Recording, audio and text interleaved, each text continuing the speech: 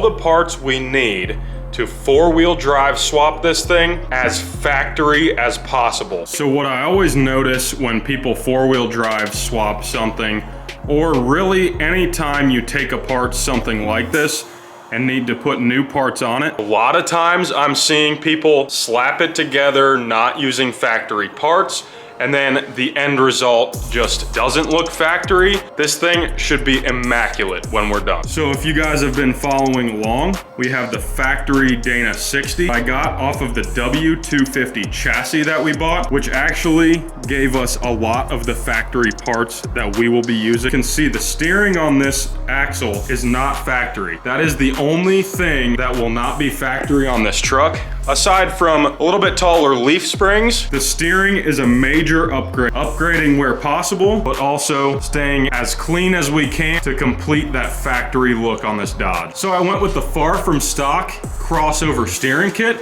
You can see their badge right here on the Rough Stuff diff cover that they use, and of course the Bilstein 5100 steering stabilizer. That'll come with your crossover high steer arm. You will need to replace this side with the factory cap. Bilstein 5100 shocks to complement our brand new 4-inch lift to clear some new wheels and tires we're gonna throw on this thing. Of course, with the leaf springs, we need the hangers.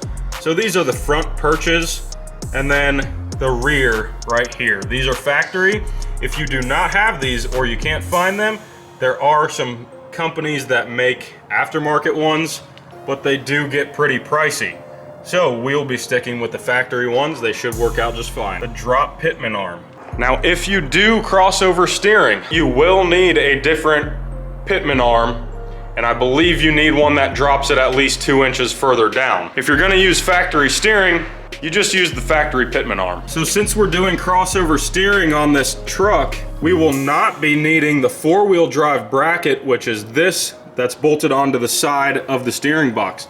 The steering boxes are the same for two-wheel drive and four-wheel drive. If you were to upgrade a four-wheel drive truck to crossover steering, you would have to get rid of this. So you would then be taking off the steering box, taking this bracket off, and then you bolt the steering box back into the same location with the holes that are in the frame. So in this case, I don't need the steering box that came on my W250 chassis that I bought.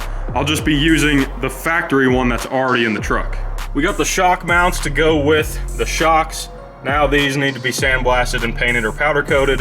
I understand that, but that will happen in the near future. Same with the engine cross member and then the trans cross member. So you will need a four-wheel drive engine cross member.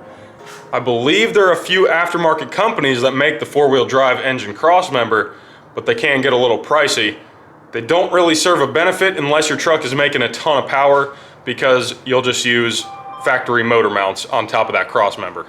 Last thing you'll need is a new set of brake lines. So I bought brand new brake lines for the axle. Two of these go to the axle, and then one of these goes to the cross member. I believe it's this longer one. Then you'll need the flexible line from the cross member to the center of the axle, and this actually bolts right here. So that is totally different than the two-wheel drive style. So I went ahead and bought the pre-bent lines. Obviously you can make your own. It'd probably be pretty easy. All right guys, let's get to the main problem with the swap, the trans and the transfer case.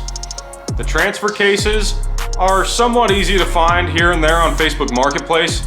The trans, a little bit harder to find. I think a lot of people blew them up, or maybe they, don't work, or the gears grind or something, and they just kind of sit them out behind their barn or behind their garage or something. The four-wheel drive trans is definitely the hardest piece to find. Now, I thought about swapping my two-wheel drive trans over to a four-wheel drive trans. This is the factory 5-speed Get Rag trans. And after doing tons of research on that, I found out that you basically have to take the entire trans apart to get the right output shaft in the trans. You can buy the tail housing that goes on the back of the trans, but the output shaft, the length is different.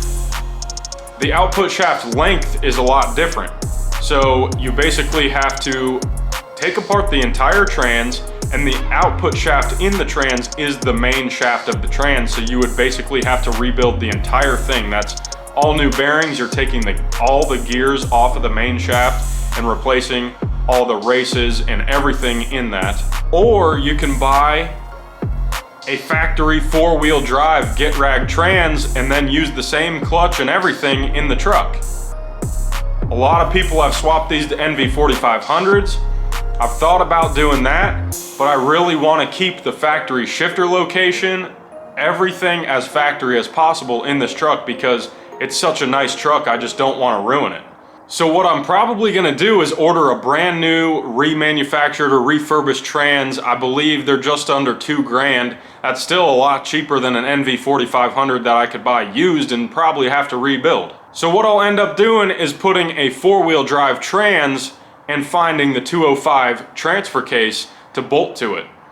You can do a divorce 205 case like what came in the earlier Dodges, but I believe those have twin sticks. And that would make the shifters in the truck different, and I don't want to do that. I want to make this a factory 4-wheel drive swapped first-gen Cummins. Now, I think we covered everything we need to 4-wheel drive swap the nasty 1-gen. This thing is just insane. It blows my mind how clean this thing is, and I cannot wait to swap it and get it going.